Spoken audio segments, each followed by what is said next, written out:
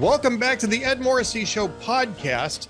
We have not spent a lot of time looking at a set of elections that is actually very important and take place this year, not next year, and that is the Virginia state legislative elections, which will take place in November of 2023. So certainly we're keeping our eyes on the presidential campaign, but we're also we also need to start looking at this. And joining us today to talk to us about this is one of the candidates, Juan Pablo Segura. He is in Virginia's 31st district, and we're going to talk a little bit about the issues there and about Pablo's biography. But before we get to that, Pablo, we got to talk about the controversy that got stirred up earlier this month because of a Facebook group that was going after parents and legislators who were concerned about school curricula. Yeah. So first of all, Ed, thanks a lot for having me on the show. Super excited. You do great work. So super happy to be here. And yeah, there's a lot going on in Loudon County. We don't just make local or even national news anymore. Here in Loudon County, we make international news. I've got friends that go overseas. A friend of mine was at a pub in England, and he said, there's some local in England was asking where he lives. He said, Loudon County. He said, isn't that the place where they're hiding rapes in the schools from parents? And, there's this group called the Loudon Love Warriors that's targeting parents. And unfortunately, people have to nod their head and say, yes, this is the place. We are a disgrace. So a lot's happening, unfortunately, here. But yeah, to answer your question directly, about a month ago, a story broke. There was a private Facebook group. It was a kind of a group of, I would call them kind of radical leftists. Actually, some of them had ties to some of the Democratic politicians and local leaders in the Board of Supervisors and the Commonwealth's attorney. Essentially, this group of radical activists and ideologues were kind of plotting together to target parents that were just simply speaking out and speaking up at school board meetings, really demanding for more accountability, transparency, and just simple things like more safety in the schools. And so this Facebook group, there was, for example, a realtor that was using a real estate system to actually dox parents. So, sharing their personal information where they lived. Right. Threats of violence. Some folks were pictures with guns, threatening to curb stomp people. I mean, really, really scary stuff. And so now the sheriff, the attorney general, and even the U.S. Congress is doing investigations looking at this Loudon Love Warriors group. Yeah. I want to talk a little bit more about Loudon Love Warriors. I'll just make a mention. If you don't know what the term curb stomp is, please don't Google it. It's really gross. It's really, I think that the only film I've ever seen it featured in was American History X, which was a really brilliant film that I'll never watch again, mostly because of the curb stomping scene. It's a very intense movie anyways. It's actually what the Nazis did so that they didn't have to use bullets. I mean, it's barbaric. So yeah, they even targeted my family, which was really, really frightening in this group. So yeah, a lot to talk about, but very scary. Right. Loudon County. Now I wouldn't call it a disgrace. I've been through Loudon County. It's a nice place. I did some research in and around Loudon County for my book a few years ago. When I was focusing on Northern Virginia as a whole, but Loudon County is certainly part of that. But it is the epicenter of a grassroots parental rights movement that erupted 2 years ago. Right. Well, yeah, 2 years ago. 2021. Yep. 2021, about this time in 2021. And the catalyzing event for that was a rape that had taken place on a high school campus, which the school had not told parents about because the person who committed the rape was supposedly identifying as a trans student, and because it got covered up, the same person committed another rape in another facility. This is a minor, so we don't have the name and we don't need it. But the issue is that they weren't letting the parents know. And the parent of the one victim went to a school board meeting and demanded to get some answers on this and about the school's trans policy, and ended up being arrested and charged with a crime for his, for his attempt to use actual democratic processes to hold people accountable. This set off a pretty much a grass fire that ended up electing Glenn Youngkin governor in the state of Virginia, which was sort of a miracle here. I'm guessing that the Loudon Love Warriors are probably going to wind up doing the same damn thing. They're probably going to infuriate the people around there into insisting on accountability. That's clearly what they want to avoid. But what's been the reaction in Loudon County since that happened? This is a little while ago that all this took place. What's been the reaction ever since? Yeah, I think so. Obviously, this has been kind of a growing fire or of just frustration on the parental side, and it's very, very interesting. I mean, a lot of people. I mean, Ian Pryor, someone in the community very involved in the parental rights movement, has written a book about it.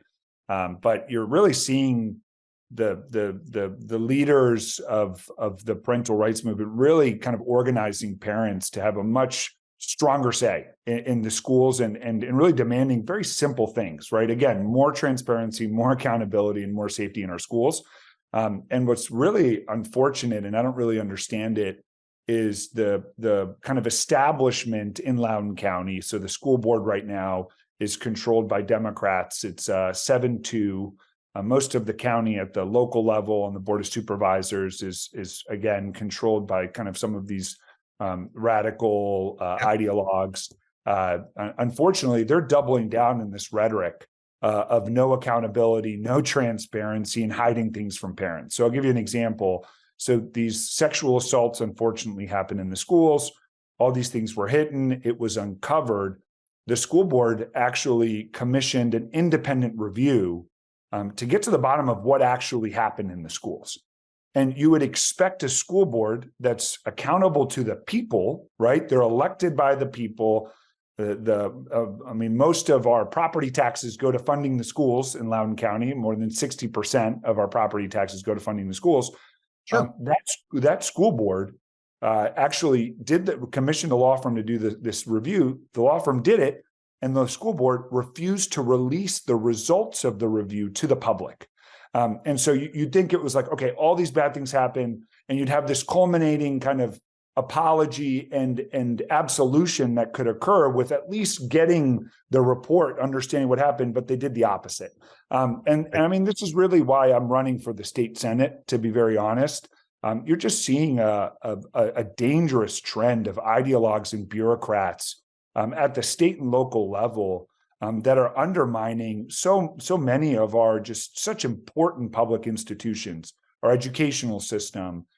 You look at obviously our economy, their policies and positions, and not doing simple things like returning a $2 billion surplus back to the taxpayers, and obviously damaging even our healthcare system. And so we need a new generation of leaders. We need people that will stand up and that will fight for parents and fight for common sense in our politics, which is why I'm running for the state Senate. Now, some of the people involved with the Loudon Love Warriors, the Facebook group, were connected to, were at least connected to, I'll say at least connected to other, to officials in Virginia and in the local area, right? I mean, I am not sure yet where the status of those connections are, but I did see reports that some of these people were actually working for or working with some elected officials and appointed officials in that area. Was that the case? Was that borne out? Oh yeah. I mean, the web of connections is alarming. I mean, you've got campaign managers, you've got campaign staff, you've got appointed officials to, for example, the county health commission that are part of the Loudon Love Warriors. And so this really is an entrenched group of radical activists that don't want to play by the rules, are trying to intimidate, again, parents and just regular citizens for standing up and wanting to have a voice. And it's unacceptable. And so obviously, I'm glad that the media picked up on the story, that they're reporting on the fact that this exists and these threats and this violence is being talked about. But we've got to change it because it's getting to a very dangerous level here. Have there been any resignations since those connections were exposed?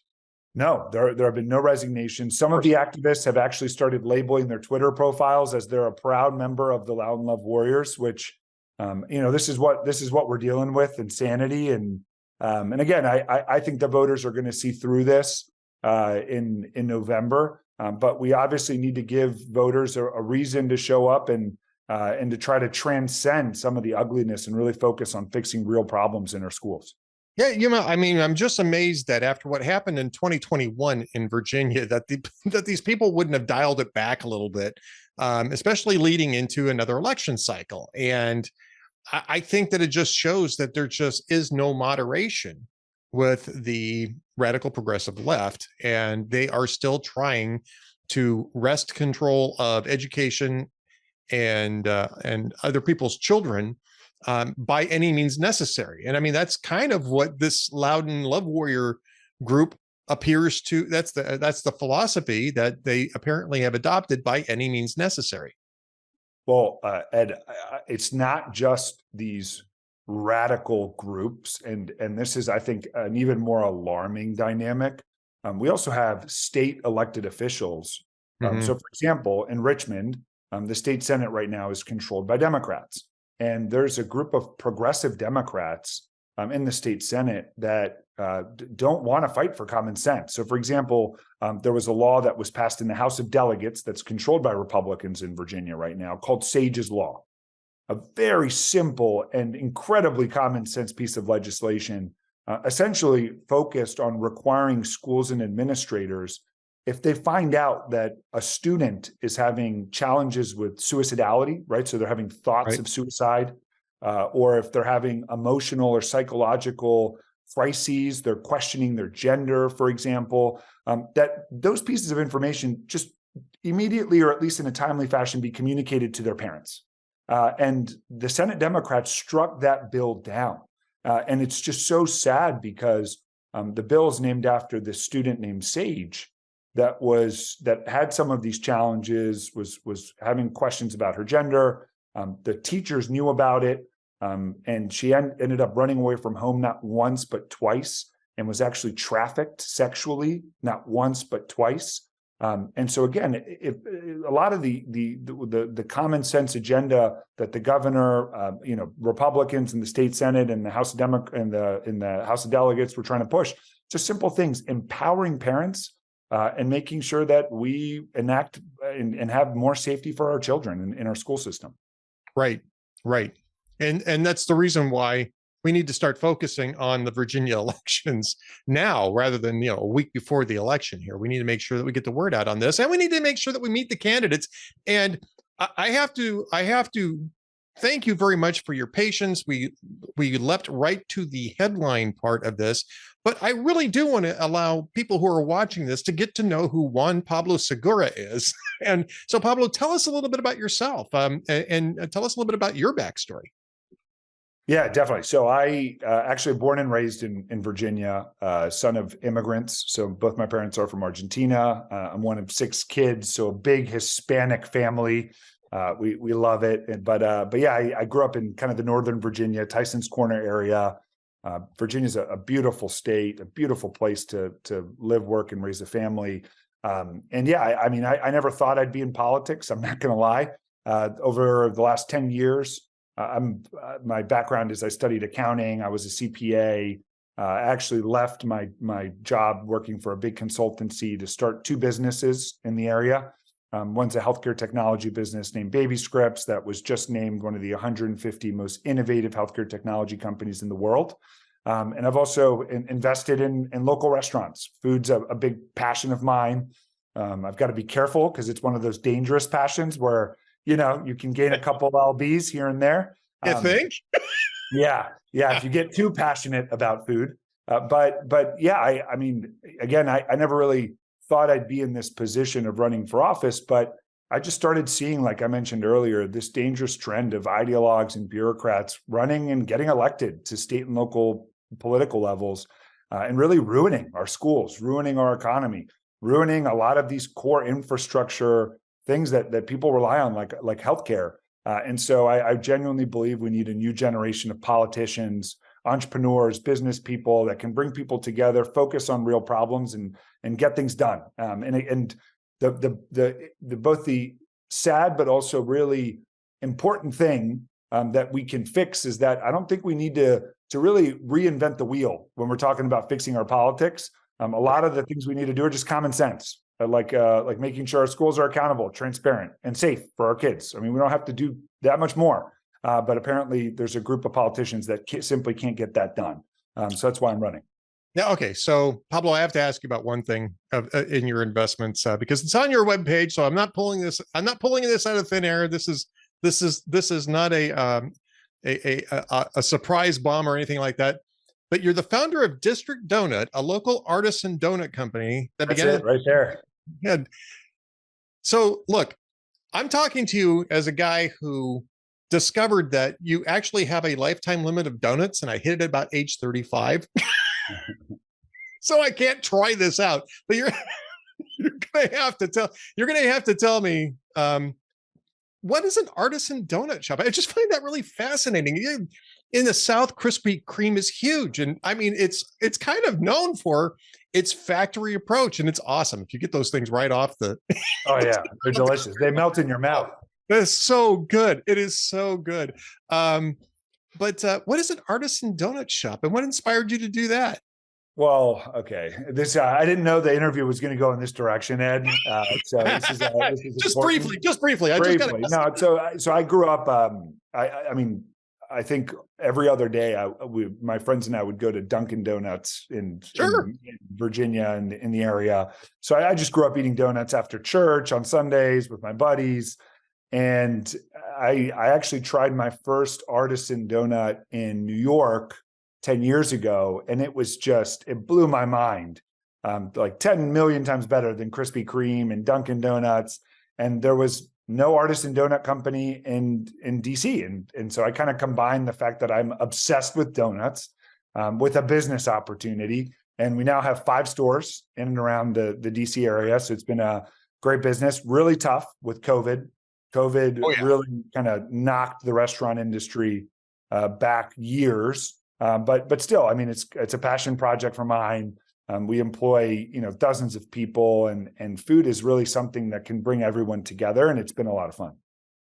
And, sort of as a lead in, I use this as a lead in for the next paragraph on your bio, because I also find this interesting. And you talk about the fact that, well, you never thought of yourself as being, as having an ambition to get involved in electoral politics, but you've done public service recently. You were part of the Virginia Innovation Partnership Authority Board of Directors, and it's an appointment from Governor Youngkin, who we previously mentioned. You've been working on behalf of getting, federal matching funds from established programs to Virginia-based companies. I mean, that's something too that talks about a little to your experience of understanding how to navigate some of these things. So you're sort of already training yourself for this type of role, for a legislative type of role. Yeah, well, so something that and a lot of my time has been spent on my healthcare company called Baby Scripts. It's a program very focused on helping at-risk pregnant women essentially get better connected to their doctors, so that if there is a problem, the doctor can intervene a lot faster, and there isn't a terrible complication that happens. A lot of people don't know this, but the U.S. actually has the worst maternal mortality rate in the entire developed world. We're somewhere close to South Sudan in maternal health outcomes, which is just so depressing and terrible. Yep. But yeah, so innovating in a very regulated and hard to change industry has been very difficult. I mean, and we've obviously have done a lot of great work. Cigna, Inova, Phillips, all these folks are investors in our company. So we've had a lot of kind of great validation as we've grown the business.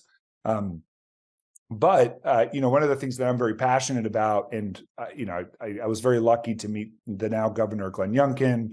I got very involved with his campaign. I think we all have a vision for making Virginia the best place to start a company and to grow a company. And if you just look at the landscape of where the next set of transformative companies and really massive companies are going to come from, it's going to come from regulated industries. So whether that's infrastructure, energy, healthcare, transportation.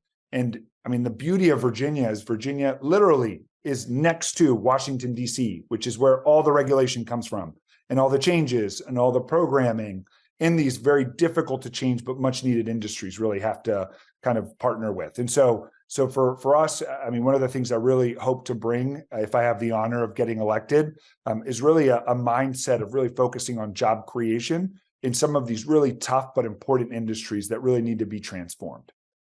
So I think that you're right about that. And as I learned when I was doing some research in Northern Virginia several years ago, that there's a lot of reach from the federal government into that area, Loudon County, Fairfax County, all those places in Northern Virginia. It's really transformed Northern Virginia with its reliance, you could say, on regulation and regulators, some of whom are based there. And so that's a little tricky to navigate too. Now, with that said, there's other issues that you're going to have to be dealing with. One of which, and I have to ask this on behalf of my podcast partner, Cam Edwards from BearingArms.com, who's very focused on Second Amendment rights, who would want to know where you stand on the Second Amendment, Virginia being a particularly interesting environment when it comes to debating, gun rights, gun safety, et cetera, public safety, I should say. Yeah, so and I've talked about this quite a bit. I'm a big supporter of the Second Amendment. We have to be able to defend ourselves.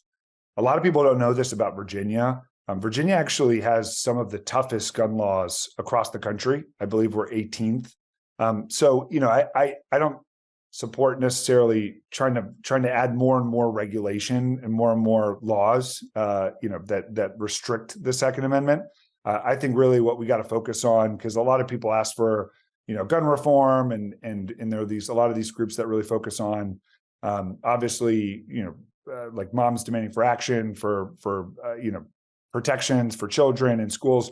At the end of the day, a lot of where I think the conversation needs to go around safety is really making schools safe. And so a lot of what we've talked about in the district, in the area, is actually making sure that schools are not soft targets. Right. So for me, again, we already have some of the toughest gun laws in Virginia.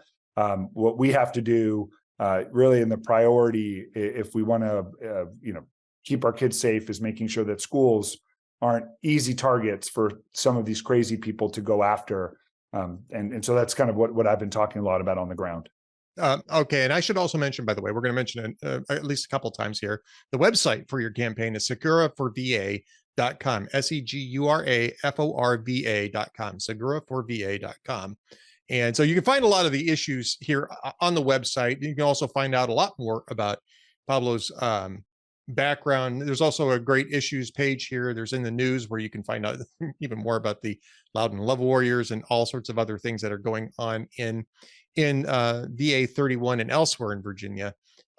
What's the status now? Are you running you're running for the nomination, right? You haven't had the primary yet. No, I am the nominee. I am the Republican nominee. Well, good. Okay, good. Yeah. So you don't have to interview. You don't have to interview a potential challenger too to make it fair. I am the nominee. All right, we're good there. I appreciate that, and you caught on right away, because it's like I don't take sides in those types of primaries because I don't live there. So how the heck would I know which person to endorse and which person not to endorse? Usually it's the person who would show up on my show that I'd say, "Oh, go vote for this guy." I'm just kidding, but. Pablo's laughing here, but it makes it easier if you're already the nominee. Do you know who your opponent is in November? So I don't know right now because the Democrats have a primary. It's two pretty radical candidates. They've both talked a lot about, parental rights are aren't actually legitimate. A lot of them have called them parental rights or LGBTQ rights, which I think it doesn't make sense, right? Parental rights are God-given rights. They have nothing to do with a different social agenda. And so for me, a lot of what I've been focusing on is really making sure that our message gets to the voters. Like I mentioned, right, we're doing we're very targeted on focusing on the schools, making sure we have the best economy in Virginia and the best healthcare system. And a lot of what we're doing as we've gone out and introduced the message is we're actually doing a lot of very different things to really force accountability through the campaign. So we haven't even been elected, but for example, I sued the Loudon County School Board to get access to that independent review. We talked a little bit about it. Yes, we did. Towards the beginning of the interview, there's this independent review that the school board is holding on to. That was paid for by public funds. There was an intention to release that to the public. And somehow the Loudon County School Board, there's actually candidates that ran in the last cycle that are on the school board today that actually ran on a promise. This candidate, Erica Ogedegbi, she ran on the promise to release the review and then turned face and didn't release the review. So there's something there, right? You wouldn't do that unless they're hiding something. And so I actually sued the school board on behalf of all parents in the district to make sure that we can get access to that report. And that's the type of thing that makes it's easier to do if you're actually elected to the legislature, because you can, there are further steps you can take, especially if you've got a majority of a legislature, because then that, just as in Congress, it allows you to do a little bit more. It allows you to open these investigations, which is the reason why people, should probably be voting. Well, not probably. You should vote for Segura. Now that I know that he's the actual nominee, you should vote for Juan Pablo Segura. There we go. I appreciate that already. I'm getting some endorsements. I love it. But you should also be taking a look at the other Republicans who are going to be running in November. And you mentioned that Democrats have the majority in the upper chamber in Virginia. I think Republicans have a majority in the lower chamber. Am I correct about that? Yeah. So the House of Delegates, it's a small majority, but we've got 52 seats. And then in the Senate, the Democrats have 22 seats and the Republicans 18. So there's 40 total seats. Still a bit thin, but I mean, this can flip, right? I mean, this is every 4 years is for the Senate, every 2 years is for the House of Delegates. Am I correct about that too? Yeah, and there was also redistricting, which actually opened up some seats, and so there's actually a very viable path to 20, and we could even get to 21 seats in this cycle. And obviously, just the whole group of Republicans were super targeted and focused on very basic issues, right? Like I talked about, the school system, parental rights, the economy, and really important issues like those. Well, I think the economy is important, and I think, good governance is important, but I think that parental rights and what's going on in schools is still got to be the driving force on this. And I think what the key is to this is getting that out for discussion, right? Doing grassroots types of things, like doing podcasts with conservative platforms. And I know that Republicans in Virginia are going to be working on that in order to make sure that the enthusiasm still rolls up the same way, hopefully, that it did 2 years ago in the House of Delegates election. Now, the key is that the rest of us have to be listening to this, right? I mean, the rest of us have to be open to this. And are you surprised that this is blown?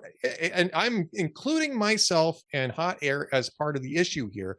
Are you surprised that there hasn't been more traction in the national media and in conservative media about this really important election that's coming up in Virginia? So I'm not necessarily surprised because it's still early, right? I mean, we're in May.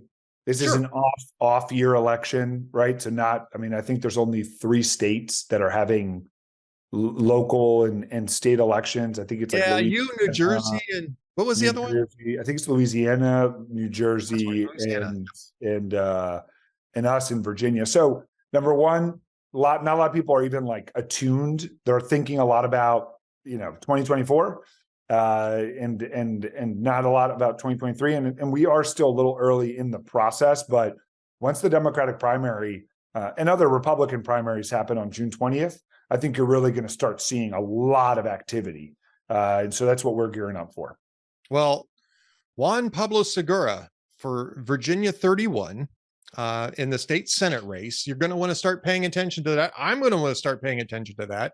And the rest of us should start paying attention to that. If you want to pay more attention to it, go to seguraforva.com. That's SEGURAFORVA, not the number 4, but the letter, but the word for it, seguraforva.com. Are you on Twitter and Facebook as well? Sure am. So Juan Pablo for VA is my Twitter handle, and I'm on Facebook as well. Just Juan Pablo Segura for Virginia. It'd be great to follow up with folks. Send us a message on social. Our website has a lot of information to the issues, my background, and I think one thing that hopefully folks will see is there's a movement happening. And to your point, Ed. This movement is hyper focused on just the sacred bond between parents and their children, and making sure that we're not undermining parents. That's really what's on the ballot, and so we're going to stay focused and we're going to win this thing. So we're super excited. There you go. You know what else is on the website? A donate button. So if you feel like please donate. I'm still getting used to the being the politician here. I always at my end I need volunteers and I need financial resources. We're going to be the biggest investors in our campaign, my business, our ability, but we need help. And so, we'd love to get some donations to show that, folks are with us along the fight. That's absolutely correct. That's how you can help Juan Pablo Segura. Seguraforva.com. The big red donate button in the upper right-hand corner is your first clue as to how to help the campaign out. Pablo, thank you so much for spending some time with me. I'm hoping that we get a chance to do a follow-up when we get a little closer into the election. Awesome. Looking forward to it. Thanks a lot, Ed.